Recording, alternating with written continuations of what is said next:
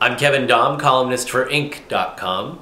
It's the beginning of the Chinese New Year, so I thought it would be a good idea to get a little insight from Feng Shui Master Pun-Yin. She is responsible for bringing Feng Shui into the American mainstream and has been a leader in the subject for the last 25 years. I don't know about you, but I want to know how to get ready. Pun-Yin, here we are, the end of another year. This was the year of the horse, and I don't know, what can we take away from the year of the horse? By nature, horse is vitality, but at the same time, unpredictable and forceful. That's why the fire element representation of the horse has been difficult for lots of people. So was the year of 2013, when it was the year of the snake. So now we are in the window between Western and the Chinese year of the sheep starting. So it's a very important cycle for people to reset their energy level to a calmer state. So 2 tough years, and now we're coming into a nice docile year, the year of the sheep. Is that right? Well, year of the sheep is an earth element cycle, but yet after 2 rocky years of so much turbulence for so many people, it needs certain programs to reset energy level so that the next cycle of the sheep could be more stable and calmer. Not by itself, but it has to be routines done. So what will the year of the sheep be like, and how will it be different than the year of the horse? After a awakening period of difficult times, if people reflect to the higher force, their higher consciousness, they have the ability to transform their mindset with intention, with good feng shui, so that they have the upper hands to take positive steps forward for the future. The last 2 cycles have been like survival mode for people reacting to situation. But now there's the settling and heaviness, stagnation that makes people realize, okay, given the circumstance, what could I do to be better off, to have the competitive advantage? That's why now, if people would follow some feng shui and 5 elements astrology profile, they will be able to choose the right course and then also create the environment that is conducive to their goals. So that puts a lot of responsibility on people for the coming year. What can they do to prepare? Do you have a plan that they can follow? Mm-hmm. Yes, it's the 3-step process. Okay. You must first empty out the negativity, the fear, the uncertainty. Then you will go into the second phase of setting intention, the positive progress, and then the third is maintaining that energy level. So the first step is detox in the south direction. Give yourself a clear space in which you can move forward, right? Exactly. Okay. To create some sort of energy pocket in the south side as you reflect and do a prayer.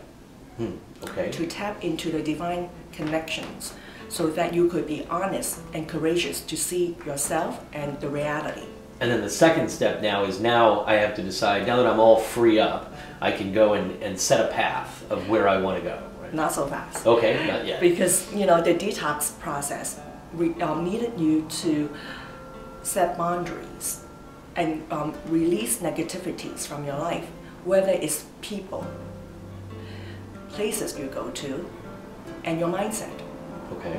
You must choose to realize what are those things that could disturb your peace, and therefore minimal, if any, contact at all with them in the year of the sheep, when you need to rebuild your foundation. So isolate yourself from those things that are causing you difficulty. Right, and things you could do to help enhance that goal is to have objects that is spiritual or inspirational next to red candle. As you do the prayer, then you look into these objects and you ask for clarity and awakening to come through it. And it takes maybe a few tries before you can really be truthful to the situation.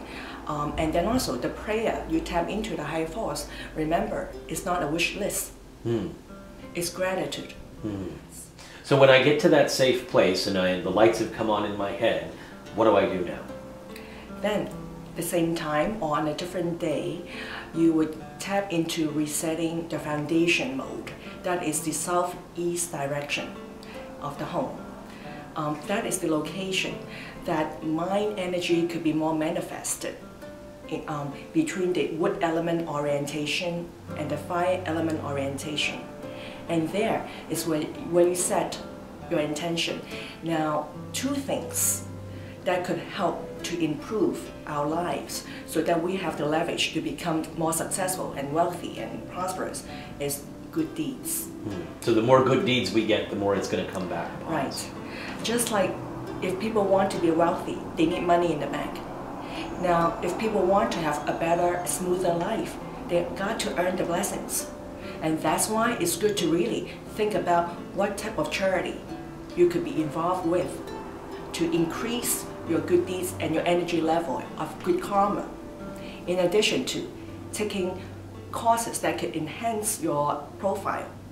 With the two important ingredients for success that you set the goals to do in 2015, you'll be better off with more straight plan. So my intent should focus on giving and learning, and if I focus in those two areas, then the universe will give back to me. Right, you've got to put plans of your intention there. Okay, before we get to the third step. So in that environment, you got to, let's say, if better relationships is what you want to have, then you have flowers that has some pink color in it, associated with relationships. Is that pink cut color. flowers, or do I have do live plants? Either one is fine. Either one. Okay. So that you have that. But if, let's say, it's for someone who lacks motivation, then croton plants would be the multicolor, vibrant plant for you to have. So to stimulate your chi.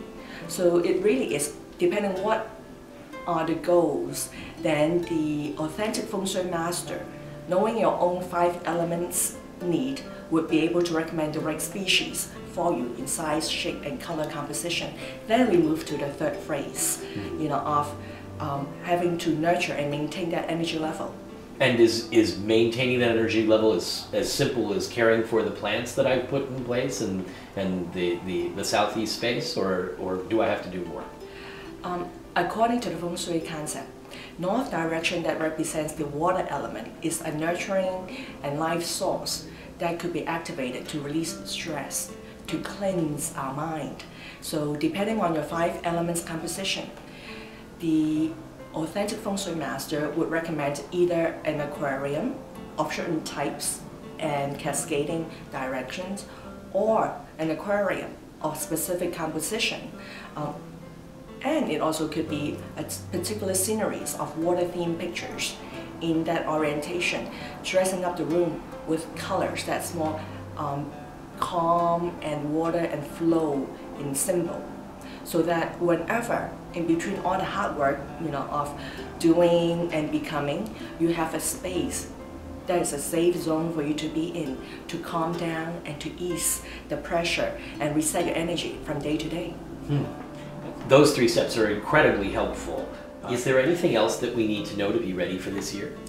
We need to tap to our higher consciousness by understanding that the Chinese writing has actually insight to why this is the time in Year of the Sheep.